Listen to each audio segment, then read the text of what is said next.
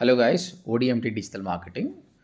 So మన ODMT student metro బ్రిక్స్లో place అయిపోయాడు అనమాట.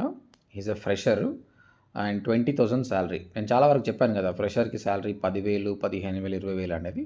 చూడండి, మీరు మంచిగా నేర్చుకొని ఇంటర్వ్యూ టైంలో బాగా పర్ఫామ్ చేసి మీరు వర్క్ చేసిన వర్క్ చూపిస్తే 25 శాలరీస్ కూడా వస్తాయి. ఇదే ఎగ్జాంపుల్ అనమాట.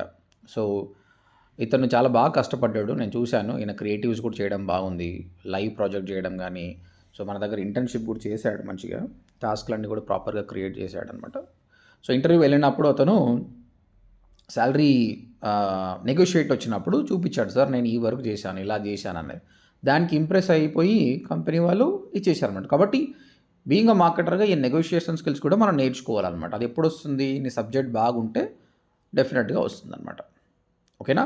సో ప్రతి ఒక్క ఫ్రెషర్ స్టూడెంట్కి నేను ఇది మోటివేషన్ స్టోరీగా చెప్తున్నాను అనమాట. All the best guys.